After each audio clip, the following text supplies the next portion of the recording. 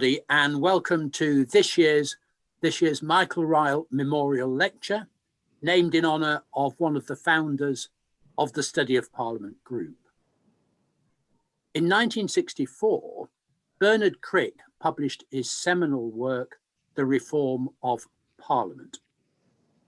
Michael Ryle by then had started his career as a clerk in the House of Commons. He was impressed by Crick's book, but felt that the author would have benefited from talking to practitioners about the procedures and working of the institution. He wrote to Crick and the two met. They felt it would be beneficial to hold further meetings, but not necessarily confined to the two of them. With a former clerk of the House of Commons, they wrote to some clerks and academics with an interest in Parliament to suggest forming a group to study the institution. As a result, the Study of Parliament group was formed. Michael was an active member from its foundation, serving initially as its academic secretary and then as chair. He contributed to various of the group's publications and, among other works, co-edited The Commons Under Scrutiny. Without him, there would be no Study of Parliament group. We're delighted that several members of the Ryle family are among the audience for this evening's lecture. To give the 7th Michael Ryle Memorial Lecture, we have the Speaker of the House of Lords, Lord Fowler. Norman Fowler was educated at King Edward VI Grammar School, Chelmsford, and Cambridge University. He started his career as a journalist working for the Times and was its Home Affairs correspondent from 1966 to 1970. He was elected as MP for Nottingham South from 1970 to 1974 and for Sutton Coldfield from 1974, serving until retiring from the House in 2001. He served as Minister of State and then Secretary of State for Transport under Margaret Thatcher, before being appointed Secretary of State for Health and Social Services, serving in the post for 6 years, and being responsible for leading the government's response to the AIDS epidemic, overseeing the Don't Die of Ignorance campaign. He subsequently served as Secretary of State for Employment and as Chairman of the Conservative Party. He was knighted in 1990. Upon his retirement from the House of Commons, he was created a life peer. He chaired 2 select committees, one on the BBC Charter Review and the other on HIV and AIDS, subjects in which he's continued to campaign and write. In 2016, he was elected Lord Speaker, only the 3rd person to be elected as Lord Speaker and the first man. And he has been active in promoting the work of the House, both at home and abroad, and has been responsible for setting up the Burns Committee to review the size of the House. His publications include Ministers Decide, A Political Suicide, and AIDS Don't Die of Prejudice. He's not only a distinguished parliamentarian, but also a great champion of Parliament, and someone who is therefore ideally suited to deliver the Michael Ryle Memorial Lecture. Before he does so, Hannah White will introduce this evening's proceedings. Hannah. Thank you very much, Lord Norton, and welcome to everyone. It's wonderful to see so many people here, and as Lord Norton said, to welcome members of Michael Ryle's family. To let everyone know how the event will run tonight, the Lord Speaker will speak in a few moments for around 20 to 25 minutes. Then we'll have questions from the audience. The way we'll run those, if you would like to ask a question, please indicate in the chat function of Zoom. If you would like to ask the question yourself, that's fine. And at that point, it would be great if you can, when I call you, unmute yourself, but otherwise remain muted. If you would like me to ask a question on your behalf, please also let me know and just indicate that in the chat. This is a private SPG event, but we will be sharing the Lord Speaker's remarks afterwards. If people would like to tweet about the event, that's fine, but please observe the Chatham House rule when tweeting about any of the questions in that section. And I think, as most people know, the Lord Speaker's preference is for people to leave their cameras on so that he can have an audience of faces to talk to, which I think is much nicer in these times when we can't actually be together as we normally would. So I'm delighted to hand over to the Lord Speaker to address us this evening. Thank you very much. Thank you, Philip, for your kind words. And I'd like, most of all, to thank the Study of Parliament Group for inviting me to give this year's Michael Ryle Memorial Lecture. It's a great pleasure to be with you today. I believe this is the first time in its 7-year history that this lecture has been delivered virtually. I also understand that it's the first time this lecture has been delivered by someone who was working in Parliament at the same time as Michael Ryle. I welcome Michael's family, who are listening today, his wife Bridget, children Nick, Joe and Victoria, who's listening all the way from Tasmania. As you may know, Michael was a pioneer in reforming parliamentary procedure and making select committees more effective. So it's fitting that the subject for my lecture today is about the reform of the House of Lords. In particular, I associate Michael with not only the Select Committee generally, but also the Race Relations and Immigration Select Committee under the chairmanship of Bill Deeds, where I served with other members like Arthur Bottomley after the 1970 election. And that in itself was a pioneering development. Race relations and immigration would not have been considered 10 years earlier. So I welcome the whole concept of a lecture in memory of Michael Ryle. So as I sit on the woolsack for question time, scarcely a day goes by without a peer calling for an inquiry into one subject or another. An inquiry into the handling of the COVID-19 emergency, an inquiry into mental health, an inquiry into prison conditions. This House is without parallel in calling for inquiries.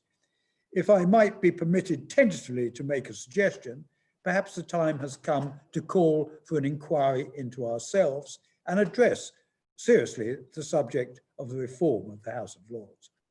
I say tentatively because as Lord Speaker, it would be wrong for me to enter into some of the disputes and some of the party politics which is associated with the subject.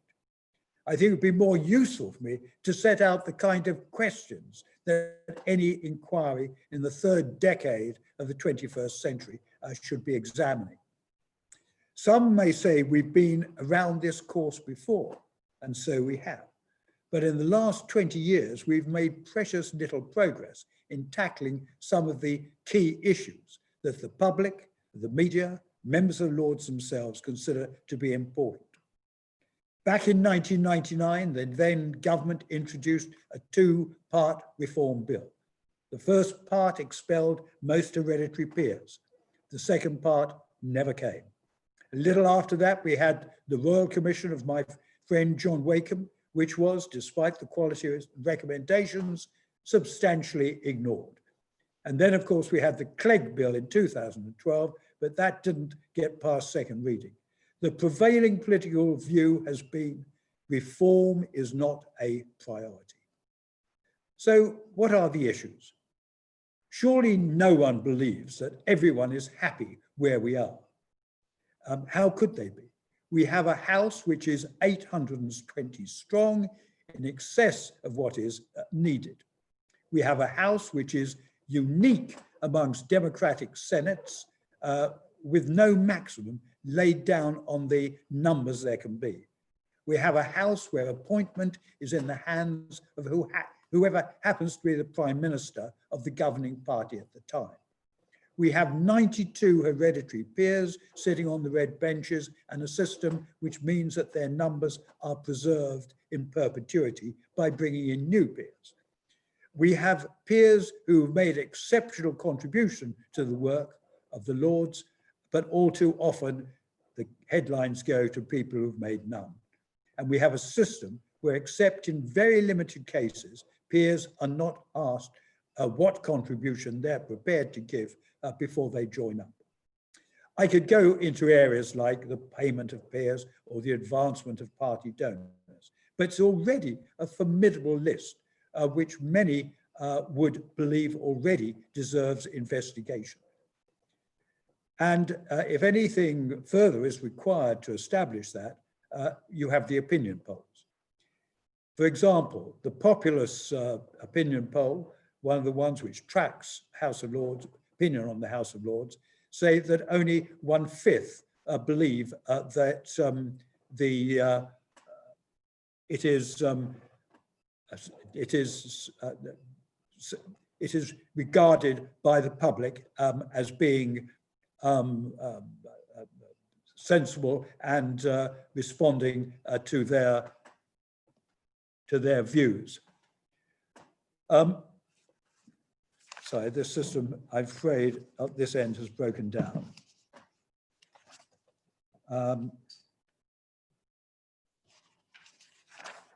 It's too quick. Yes, I know that.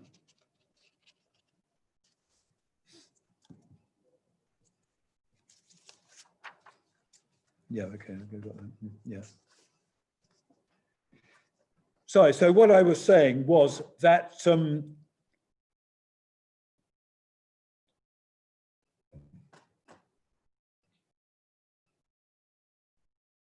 that the opinion polls appeared to indicate only 1/5 thought that the House of Lords was open and accountable to the public. So I think the question is there a general condemnation of the Lords on the grounds of inadequacy? The answer is, in my view, no. Consistently, the greatest public support for the Lords is on the grounds that they act as a check on the House of Commons. And that means much more than simply taking a different view on some of the big political issues of our time. It also means checking on the torrent of legislation that flows from the Commons. The same Populous survey demonstrated that half of people believe that members of the House of Lords bring a broad range of specialist knowledge and experience to the lawmaking process. Much of this work is quiet and done painstakingly without any drama or grandstanding. But it means that MPs, ministers, departments are able to have a second look at their work, and the figures show that they do. Over the last 12 months, there were almost 2,000 amendments made in the Lords to bills. Significantly, many of these were government amendments introduced by ministers who had listened to the debates, considered further their proposals, and made changes as a result. Without this check, legislation would be poorer and subject to a flood of challenge. Errors are put right, judgments are reassessed, and of course, what this means for the public and for business is better law and better regulation. And what makes this process so powerful is the experience that the Lords can bring to this process. Hospital doctors and nurses who know the health service intimately. University and school teachers who have often spent a lifetime in education. And some of the most distinguished lawyers in the land. So this brings me to my first question for any inquiry, if such was ever to be attempted. Do we need a second chamber at all? Scrap the Lords makes a convenient headline, but what does it mean? Does it mean scrap the Lords as it is presently constituted, or does it mean scrap everything and hand over all roles to the House of Commons? My belief is that we would be hard pressed to replicate the kind of experience we have at present in the Lords in examining bills before they become law. That experience is very much exhibited by the independent peers of the crossbenchers, as well as those nominated by political parties. I remain to be convinced that this function could be taken over by the Commons. In my experience, it has never been the first interest of MPs. While it should be added that already the formidable workload of members of parliament is constantly being added to. And it's certainly increased almost out of recognition since I joined the Commons in 1970, in particular, their constituency work. When I joined the Commons in 1970, there were MPs who were little more than absentee landlords. They visited their constituencies rarely, and when they did, they stayed at a local hotel. I remember one former cabinet minister, a very distinguished man, telling me that he went to his constituency once every 3 weeks and no one locally expected more. Today, the public expect much more, and rightly so. They might well, however, regard the present division of work between the Lords and the Commons as being a common sense division, which plays to the strength of both houses and an argument for having a second chamber. Checking legislative proposals before they become law, of course, is not remotely the only job of the Lords. Making use of their experience, for example, on select committees, makes the select committees themselves a very powerful instrument in examining government policy. So, of the committees we have today, I would simply single out Baroness Lane Fox' new COVID-19 committee, which was set up to consider the long-term implications of the pandemic. There's Lord Forsyth's Economic Committee. There's Lord Patel's Science and Technology Committee, Baroness Taylor's Constitution Committee, and Baroness Ainley's Committee on International Relations and Defence issues. Governments, and I put this quite mildly, may not always welcome their investigations, but ministers often confirm that they receive full and expert questioning. At a meeting I was doing earlier today, it was pointed out, I think, by Michael Grade, that often they believe that we give them a much more rigorous questioning than is done by the House of Commons. I remember when I was chairing the first Communications Select Committee that I had members with more experience of the media than any of the ministers who came to give us evidence. I remember also that back in the 1970s, as we waited outside a committee room, a very concerned minister was very worried about what this new committee on race relations was going to ask her. Very concerned she was. That minister was the Education Secretary, Margaret Thatcher. But of course, the argument from governments is that Lords too often challenge some of their cherished provisions in proposed legislation and irritatingly delay the law getting onto the statute book. As we talk here tonight, I was going to say a debate is taking place in the House of Lords chamber on the provisions of one such bill, the UK Internal Market Bill. In fact, that debate has literally come to an end about 20 minutes ago. A part of that bill was described by one government minister as being unlawful. You know the arguments and how they have now advanced. Frankly, it would be extraordinary in such a circumstance if such provisions were to proceed unchallenged. And I would have thought many in the public who may not have any great affection for the House of Lords would see the point in there being a second chamber to check. And of course, we might also remember, or the public might remember, that a challenge even to a piece of legislation gives the government the opportunity to think again, as we saw with the Lords' votes to delay the government's proposals to limit people's eligibility for tax credits back in 2015. But it should be remembered that in the final analysis, the government can have its way.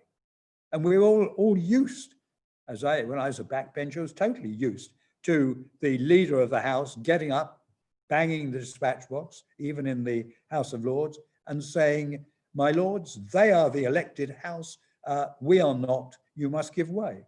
And in the end, and in the main, that is exactly what happens and exactly what should happen.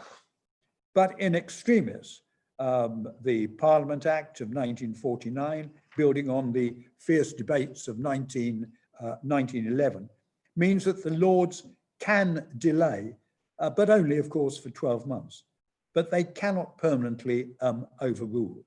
So there is a balance there, which I think is sensible and is respected. So if it is agreed that there should be a second House, one of the big questions, not the only one, but a big one, next becomes how big such a House should be. The present position is that a Prime Minister, any Prime Minister, can appoint as many new peers as he or she likes, or as many as he or she thinks he can get away with in front of the media. Public opinion appears to be no great check. When he was Prime Minister, Tony Blair appointed 374 new peers, including, I have to admit, myself. While not to be hopelessly outdone, David Cameron appointed 245 new peers. The only Prime Minister who, and all credit to her, who has followed a policy of moderation was Theresa May, who in a letter to me in February 2018 said, "I intend to continue with the restraint which I've exercised to date, and when making appointments to allocate them fairly, bearing in mind the results of the last general election and the leadership shown by each party in terms of retirements. I will also operate on the basis that there is no automatic entitlement to a peerage for any holder of high office in public life." That was a great encouragement to people like myself, who were campaigning for a smaller House, to my committee under Terry Burns, who produced a detailed plan of exactly how it could be achieved. And I think to people like Philip Norton and to others who have been looking year after year, and I pay tribute to that, Patrick Cormack, to seeking to find a way through and to find a better system than we have now. Frankly, I have to say that when it came to the latest round of appointments, the Prime Minister took absolutely no notice of the committee's proposals, albeit that they had been endorsed by the House. He, and particularly his advisors at Number 10, did not even discuss it with Terry or myself. The result was that in July 2020, he added 36 new peers, bringing up the total at the time to almost 830. I better say this very quickly. My criticism is not of the persons appointed. How could this be, given that they included old friends like Ken Clarke and Patrick McLaughlin? It is a question about the system that puts all power, choice and numbers without restriction in the hands of who happens to be the occupant of number 10 at the time. I would argue that the House of Lords needs to be no bigger than 500 peers, but this question merges into the next. The third issue I would mention is how you distinguish between the hard workers and the passengers in the House of Lords. This is not a new issue. In the 19th century, members were fined for, I think more like the 17th, 18th century, members were fined for non-attendance. And this practice was eventually abolished in 1868. I don't think I would give much for my chances of reintroducing that measure in the House of Lords today. But it remains a fundamental issue. Why appoint a peer if he or she is not going to do anything meaningful, like speak in debates, ask questions, and contribute to the work of select committees? If a peerage is to be regarded purely as an honor, then resurrect the idea of non-parliamentary peers. It would certainly knock out of the House some very well-known names, but that is not where the opposition, I suspect, to such an idea would come from. It is much more likely to come from the whips, who are far less interested in the quality of debate and the general reputation of the House of Lords than in gathering in the votes. An infrequent attender who does little but vote faithfully for his party might suit them really rather well. It is my view that at the very least, every individual nominated for a peerage should be asked by the House of Lords Appointments Committee what contribution he or she intends to make. Some would argue that obvious non-contributors, that is something to be measured in normal times with attendance and contributions record, should be required to stand down. But the objection here is that such a process might lead to an endless debate, not dissimilar to the painful process of deciding on the hereditary peers who would be removed as a consequence of the 1999 legislation. Of course, the supporters of an elected House say it is one more argument for their case. The electorate would choose. But as I say, this is not a matter for me as Lord Speaker. It is something to be decided by the two houses, always remembering that some of the strongest opposition to an elected House of Lords will come from the elected House of Commons, as has always been the case. Indeed, when a joint committee was established in 2001 to resolve the issue, it reached no conclusion and instead gave Parliament 7 options to choose from: fully appointed, 20% elected, 40% elected, 50% elected, 60% elected, 80%, and fully elected. In a confusing series of votes in February 2003, all of these options were defeated, although it has to be said that the 80% elected option fell by just 3 votes in the Commons. There was no majority, nevertheless. So there are already a host of questions for any inquiry, any commission to consider. And there are more. Should there be a retirement age of, say, 70 or 80? Now, I'm obviously deeply biased on this because I would be caught by both, but it's at least worth asking the question whether it is sensible to expel a peer in his early 80s to make room for a non-contributor 15 years younger. With relief, I will leave that issue to others. What should we do about hereditary peers? If the House of Lords is to be reduced in number, then the hereditaries cannot be exempt. We also need to decide on the future of hereditary peer by-elections, with the government making time available in the Lords for legislation to proceed and a decision to be taken, and critically stating openly what exactly their position is. What should be done to make the House of Lords more representative of the country we live in, whether by geographical spread, whether by representation of ethnic minorities, women, or LGBT people. This in itself is a massive task, which brings me really to my last point.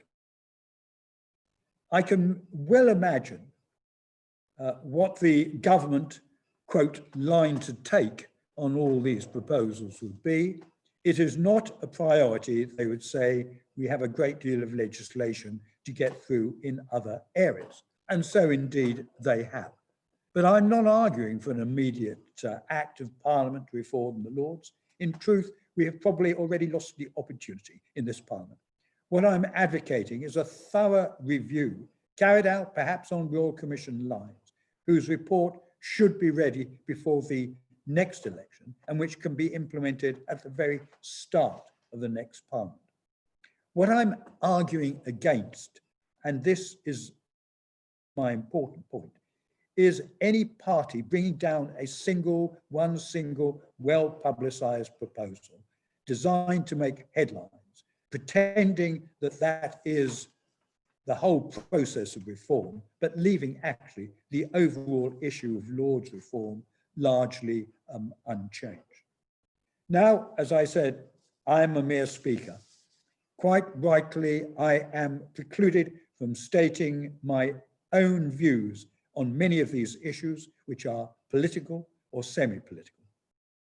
However, I do have to say mischievously that I'm in the last 12 months of my speakership, and all I would say is at some stage later, I will myself attempt to answer some of the questions, indeed all of the questions that I have posed. But that will be at the end of my speakership. Today, I would like to end by thanking the Study of Parliament Group, its chair, Christina, and colleagues for organising the session today, which I know has taken a lot of organisation behind the scenes. And if I can help in any questions that you have, please do feel free now to fire away. Thank you very much.